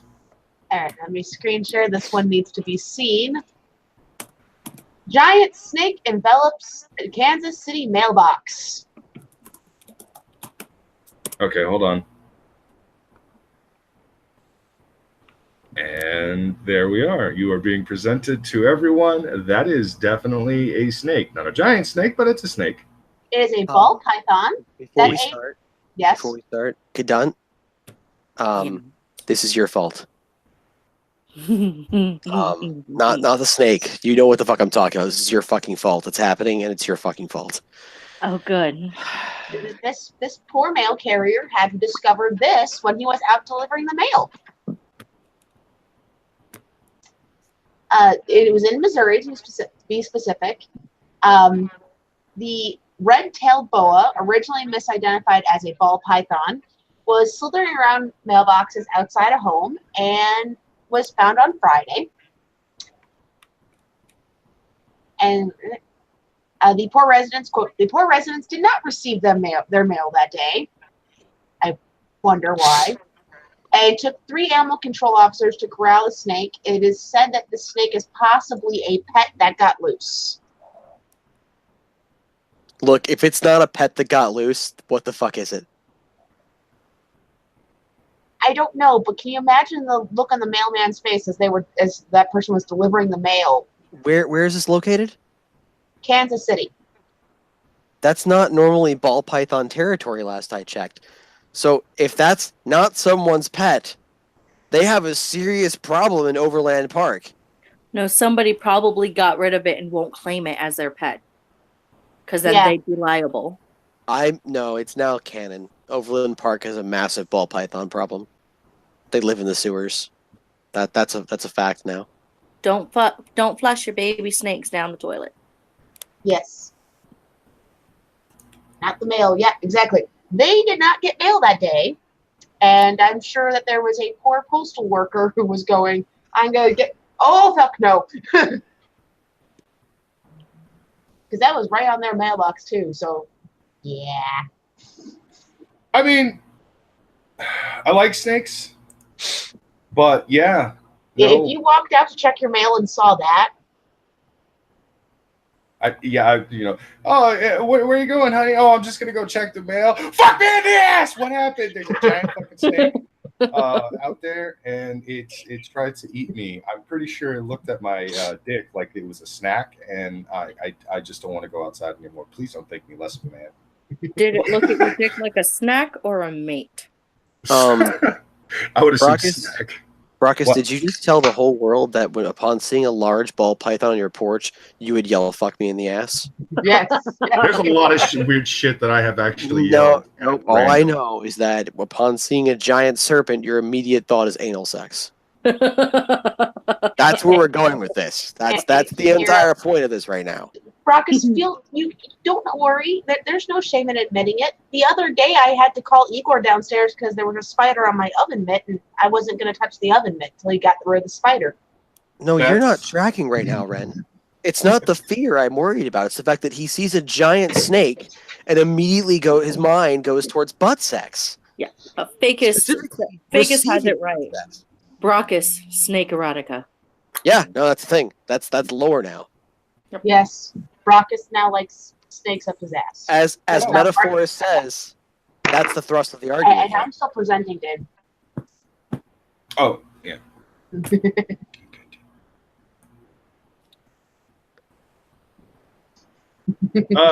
Yeah, no, that's not a thing. Stop it, everyone. Nope, I'm not- it's I'm a not- thing now. Okay, Welcome you to know what? I Brachus will lore. admit something though. Snakes eroticus. All right. Serpenticus eroticus. Do I need to bring up that red panda picture again? Maybe. You know the red panda picture you didn't like because you said it was something wrong. Don't show it. Don't show it. Why not? Don't show it. You Oh, know oh. why not? Oh, you mean show it? Don't Show it. Do not Show show it. it. No. Show it. Show it. No. Show it. Show it. Show it. Show it. Show Leave that shit alone. Do not. God damn it! It's How so dare cute. you? It never gets old. You know, this image is kind of boring, you Define know, the kind of sanctity mundane. red pandas. Yeah, it is kind of a mundane picture, don't you No. think? Shut your face. Shut the mundane face.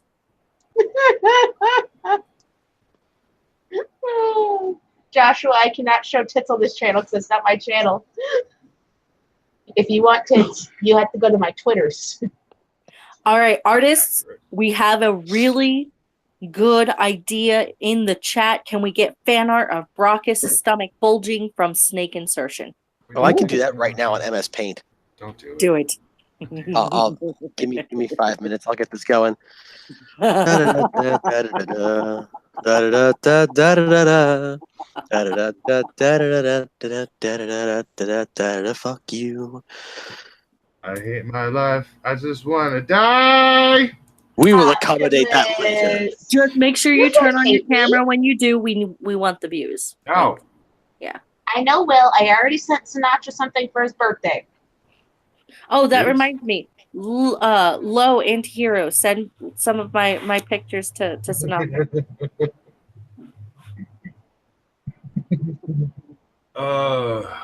Okay, so what? Who's? Oh! We're gonna get to the last story for Antihero. Antihero, go ahead and give us the finale for you. All right, then. The finale for me. All those Bigfoot erotica jokes are helping normalize white supremacy. Yeah! Bigfoot erotica. We can all thank Trippy for this. My boy Trippy sent me this in a DM when he saw I was in here. House candidate Denver Riggleman should be taken to task, but not for enjoying cryptid porn. The internet has long been a place where we're free to indulge our seediest desires. A playground where letting your freak flag fly isn't just acceptable, but practically expected. But as that space has become more and more an integral part of our daily lives, it's also become increasingly common for some of those private explorations and enjoyments to wind up in the public eye. There was a time Newsweek reporter Kurt Eichenwald tweeted out a photo that revealed he'd been browsing tentacle porn, for example. Or the time Talking Points Memos Josh Marshall accidentally shared a link from Pornhub. Or the time Ted Cruz's Twitter account liked a tweet containing incest porn. And now, in the most direct instance of explicit content taking over our political conversation, Virginia Democrat Leslie Cockburn. Just let that name sink in for a brief moment. I have read this story so many times, but her name is the first thing that's like, Virginia Democrat Leslie Cockburn, a candidate for the House of Representatives, has brought her opponent's interest in Bigfoot erotica into her campaign rhetoric. On Sunday evening, Cockburn tweeted a screen cap of one of Denver Riggleman's Instagram posts, noting his erotic interests were not what we need on Capitol Hill. If you give me just a brief moment, I'm going to go ahead and screen share this image so we can all see what I have had to see. I'm just going to hit the share button. We're going to go over to here. Can everyone see that? Bigfoot. Can Yeah. you see this? Oh, look No at theme. that. Yeah. Hey. And the little caption here is, my opponent, Denver Riggleman, running mate of Corey Stewart, was caught on camera campaigning with a white supremacist. Now he has been exposed as a devotee of Bigfoot erotica. This is not what we need on Capitol Hill. I'm going to give everyone a brief moment to just look at this. Now, I want everyone to note that there appears to be light shining down from over the head of Bigfoot here. And he is in a pose similar to the Christ. So not only is this terrible, terrible Bigfoot erotica, but it also is like blasphemous Bigfoot erotica. Clearly, Denver Riggleman is into some strange shit. Brockus is currently just loving life. Brockus is so happy. Aren't you, He Brockus? is watching this with I'm contempt. trying to find a hammer to bash my skull in with. Why don't you get a brown recluse in your fleshlight and use that I'm first? not doing that. Can we unpresent me so I may continue? No. Fine, then I'll continue on my way. Predictably, Cockburn's tweet quickly went viral, inspiring Bigfoot to trend on Twitter. And the online commentary to offer up opinions, and more often jokes, what we should all be taking from this story. Some agree with Cockburn, take it upon themselves to ridicule Riggleman for his interest in XXX cryptid content.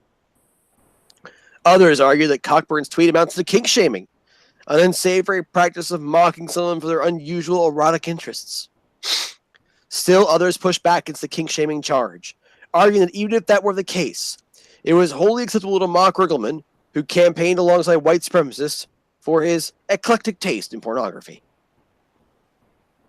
But the problem with all these arguments, the problem with Bigfoot Gate period, is that Riggleman's sexual proclivities have nothing to do with his ability to effectively serve as a member of the House of Representatives.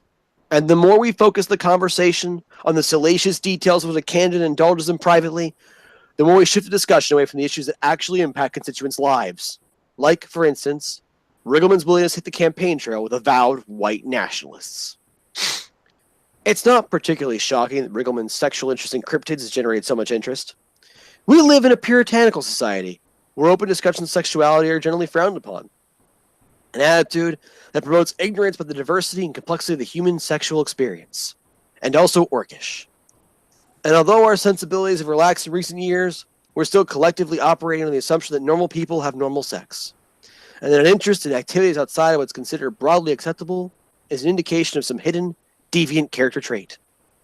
Many of us still assume that exploring rape or incest porn indicates a desire to engage in those activities in real life.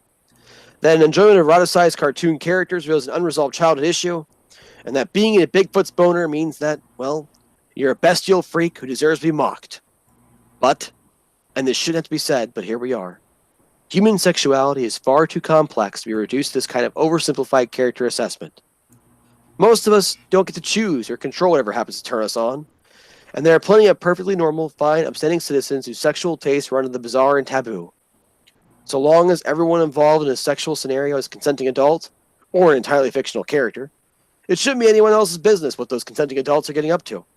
Although it's certainly worth saying something if someone engages in non-consensual or abusive behavior, as has been the case with various politicians felled by the hashtag MeToo movement. No one, no matter how kinky, deserves to be mocked for whatever out-of-the-ordinary thing excites them. And none of them deserve to have their qualification for public office determined by whether they adhere to whatever erotic palette is currently considered normal. You know, this is only getting dumber and dumber. I know, but it's almost over. But I understand. I need to interject at this point. By basically continuing to do this, politicians, mainstream media, celebrities, and just about anyone who keeps giving into this shit, by basically trying to say, this is the reason why this is happening, you are missing the whole fucking goddamn point. Part of the reason why the fucking right has gone out of control as it has is because the left has gone out of control as it has. Now, the right has always been a side that a lot of people from the left and even the center have looked at and gone, the fuck you think you're doing with your religion and shit over there, fucking assholes. But then again, there's been the crazies over on the left that's been making everybody for the last, fucking 10 years go, what are you doing? You're making a big deal out of fucking nothing. Stop it. Only to eventually reach the point where we are now saying Bigfoot porn is the cause of what, white supremacy being a thing now? It's allowing it to flourish. I don't think the article is actually saying that. I think the article is actually saying that people should not be shamed for their diverse sexual preferences, but instead should be shamed for being Nazis. Yeah, I guess. It's the In problem fact, is it was there are no specifically Nazis saying still that it's alive to totally this day. okay. Kind It of. was saying, Brock, it's totally okay for you to love hashtag Brocktwan porn. I hate you. As long as you're not a Nazi. DMs. Huh? I saw him. Sort of. What? I want to hear your reaction. Oh. You bitch. Turned gay by an orc fox hunter. How dare you? Oh. I figure it was funnier than do what Trippy said and send you Bigfoot porn. No. Is anyone else fucking finding this incredibly ridiculous as fuck? That we have to go to a person's fucking porn interests to defame them as a politician.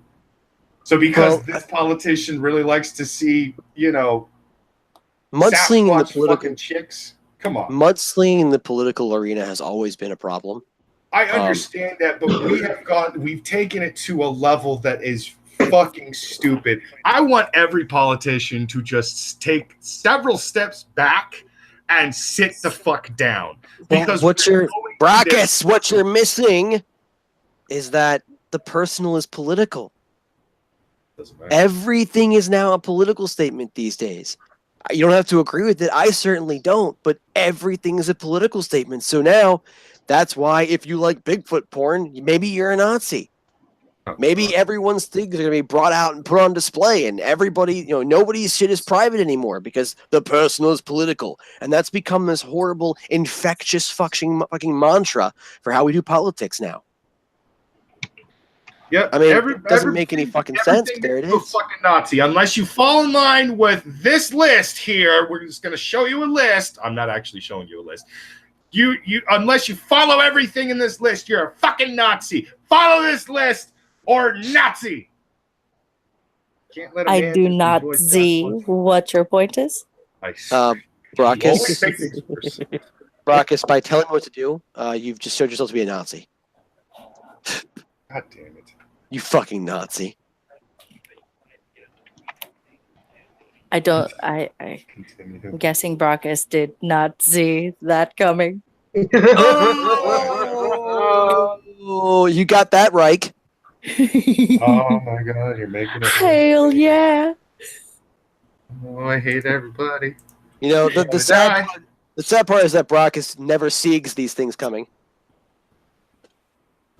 Not an answer, Ren. Never see these things coming. Answer what? I asked you why. You said cause. That's not an answer. Yes, That it is is. an answer. Real quick, Brockus, I do have a joke for you that you might laugh at. How did child Hitler tie his shoes? I don't know. In Little Nazis. Oh. Here, I've sent you now almost 2 pictures to make up for it there, Brockus. You will like Bigfoot erotica. She sent you a picture of Bigfoot's dick. And it's got a Prince Albert. No. What? Why? It's Why? kittens. Oh, yeah.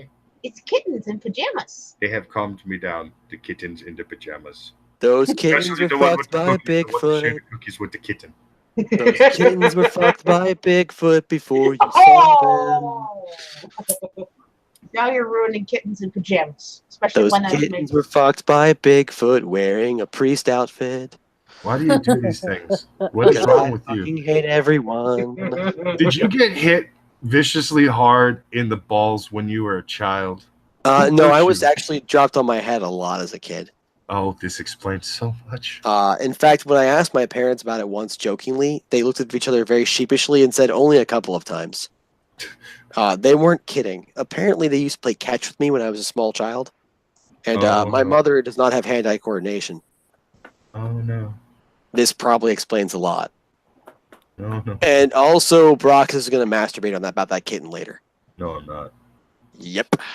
Not later. He's doing it now. I hate the lore. Oh my! None of this is canon.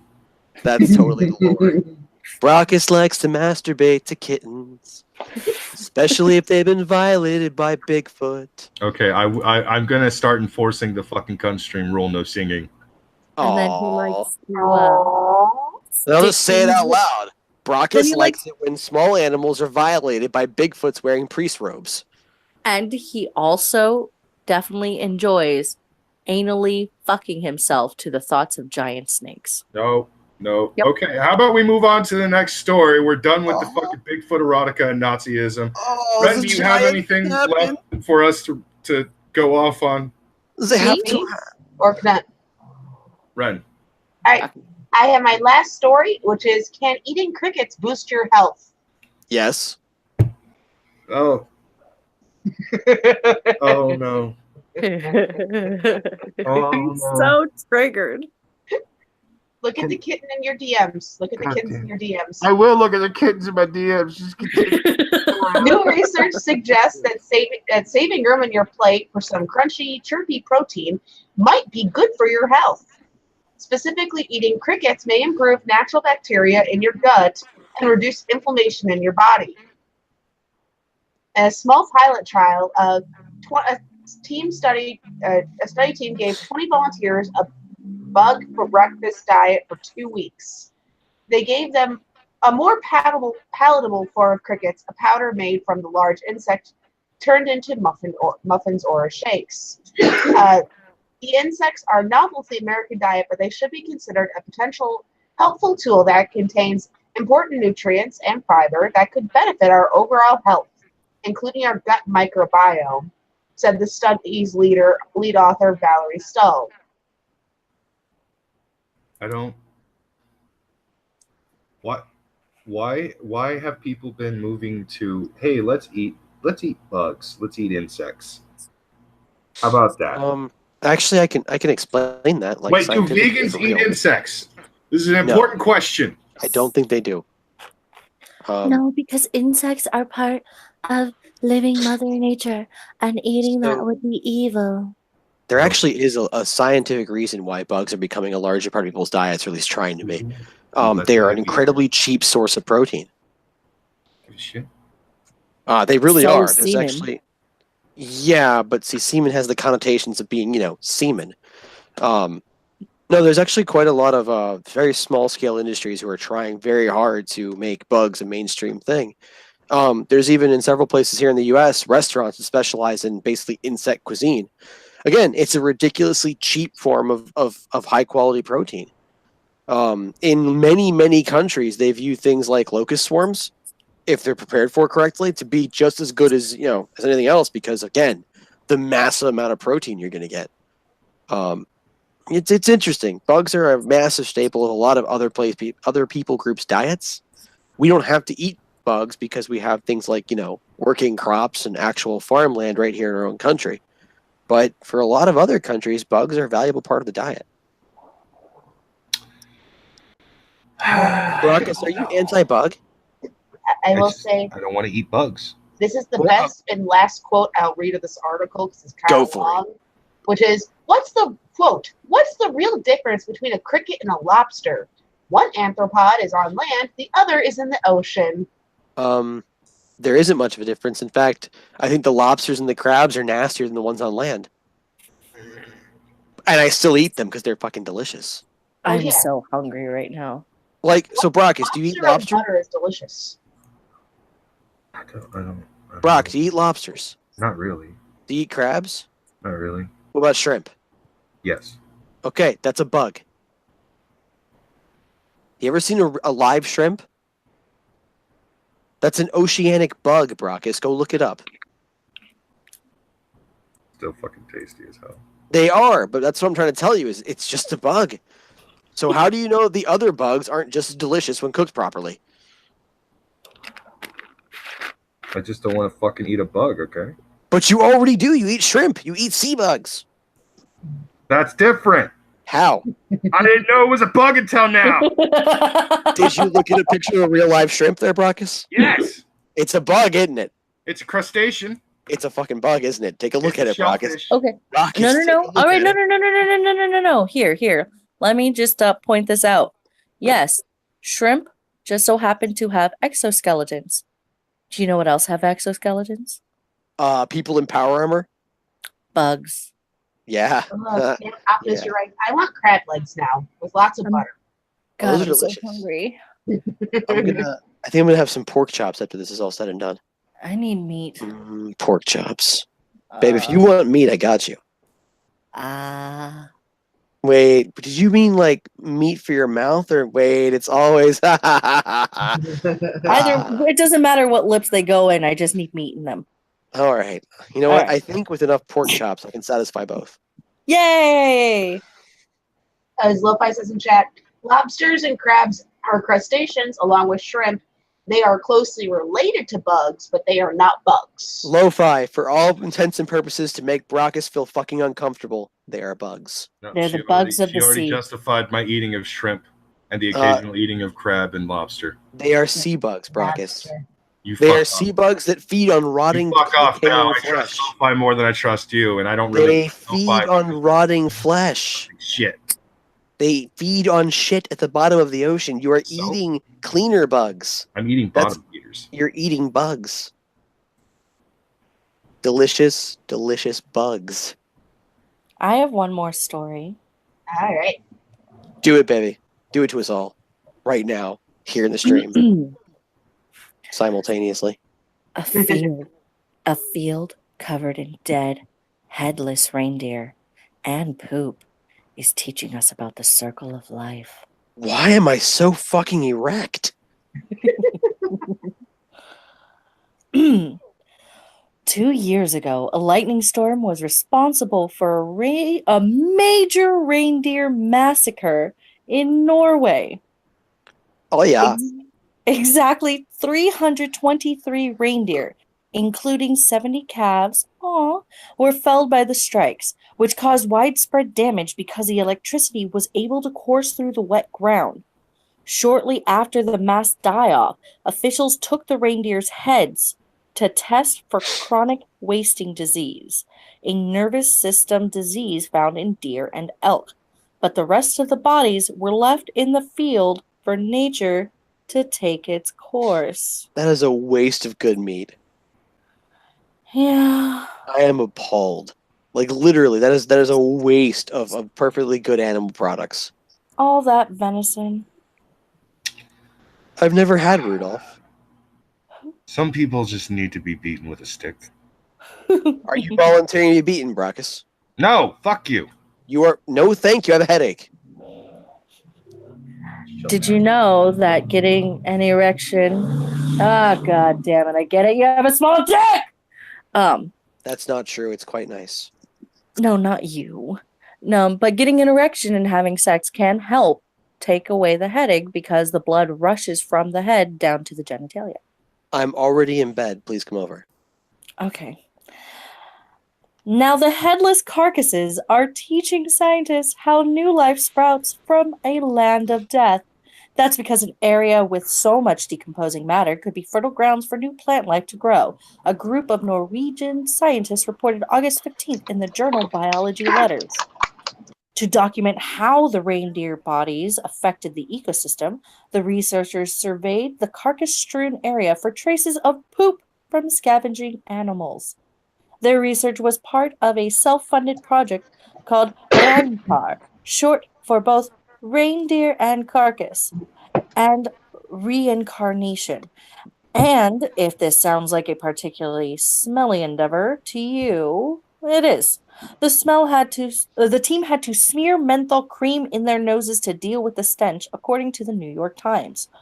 But, rotting stench aside, the researchers found a landscape that's getting ready to sprout new life. Fox and bird feces were scattered around the carcasses, and in the feces of the crows, there were crowberry seeds. Crowberry plants are a keystone species of the alpine tundra, meaning that they play a large role in shaping the ecosystem, and without them, the ecosystem would be very different, the authors wrote in the study, and the carcasses are creating a bare, nutrient-rich soil for plants to grow in, according to the Times. A very scavenger drop a mix of crowberry and other seed. Scavengers drop a mix of crowberry and other seeds around the carcasses. You get directed seed dispersal to the ideal germination spot. Lead Arthur Sam Steyar, a researcher at the University of Southeastern Norway and the Norwegian University of Life Sciences, told the Times. In other words, the scavengers are delivering the seeds to perfect places for them to grow. So you see, you drop your seed by death and shit. It's perfect. It's a perfect environment for new growth. Are you advocating anal sex? only anal necrophilia. Because it sounds to me like you're telling me that if I were to say fuck Brockus in the ass and then ejaculate into his ass, he would get pregnant? Yes, because new life grows and Brockus is dead inside already. So And there's shit in his ass, so yeah, it's perfect. or wait, would he just sprout Gentlemen? plants in his ass? Gentlemen, Brockus is the perfect breeding ground. Brockus's ass is the perfect breeding ground for new growth. No, nobody wants to play in my mud puddle. But As long as you jizz in it. Is it like new life, like a baby, or just like plant matter? Is he gonna have like vines coming out of his butthole? Both. Brockus, are you gonna give This birth? is how you get poison ivy. That's how you get poison ivy? Okay. Yep. Just fuck Brockus in the ass, and that's how you get poison ivy. Does she come out full grown? No, not quite. Wait, so Brockus when you see his body start to tear apart, that's when you know she's ready to. But you're telling me so Brockus is gonna raise her to life? Is that it? Like he's gonna raise her as a child? Just his body. Just his body. I don't know what's happening anymore. I don't know either, but I think we're at articles now. The lore, Brockus, apparently is that you gave anal birth to Poison Ivy, and then you raised her into your getting fucking worse. It needs to die. It needs to stop. I don't know why you guys keep doing these horrible things. I feel like part of this is my fault, and I'm okay with that, frankly. Oh. I don't know. The lore sounds pretty good to me. I could read some Brock erotica. No, fuck you. All right, you know what? Fucking goddamn you bastards. We're gonna go ahead and actually close it down at this point. We are out of articles to read. We are out of things to piss me off with. I have an article to read. Oh, no, you don't. I have Brockus erotica to read. No, you don't. I will boot you if I have to. I think the chat would like to hear that. No, too bad. We could ask them. Press one in the chat. No, if you want to hear it doesn't matter. I will kick you both. Erotica. I will kick you both. I swear. Do not make me kick you both. We're gonna shut this motherfucker down. I'm gonna go back to playing World of Warcraft and then have several days of fucking pain because I'm not allowed to take my meds throughout this week because I'm finally getting surgery this coming Thursday. Tomorrow I will find out exactly what time. Hopefully it is in the Brockus, donate to Antiheroes GoFundMe. Brockus, yes. there are a number of ones in the chat. I don't give a shit. Nope. Moving on. I have kids who start school tomorrow. I do have to actually get sleep. Yeah, we're going to shut this down. We're going to go ahead and say our goodbyes. Okay, so filling in for Rob Como tonight was Anti-Hero. You can check him over on Help for the Guild list with I don't know what the fucking show is called. Army of Snarkness. Army of Snarkness. So I co-host Army of Snarkness. I also just recently became co-host for Caffeinated or Die on Sunday mornings. You can find my stuff over at Anti-Hero Broadcast on YouTube or Anti-Hero Cast on Twitter. I say lots of dumb shit on Twitter. I am currently experiencing some very serious money and life troubles. Frankly, I'm about to be homeless. So there's a GoFundMe in the chat. Yep. Any help you can give, even just retweets and links, is perfectly acceptable. I have gotten a little bit already, and I'm ridiculously thankful for just that alone.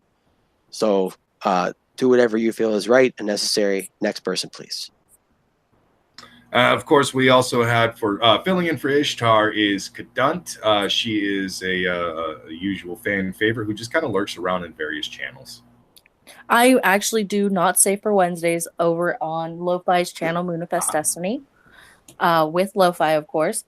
And any gentleman who would like to show us exactly how fucking hard you can get us turned on, Like, please come talk to me or Lo-Fi. Talk to Lo-Fi or Tyro, actually. You don't need to talk to me. I'm just going to sit there and listen and masturbate as you compete in the Orgasm Olympics.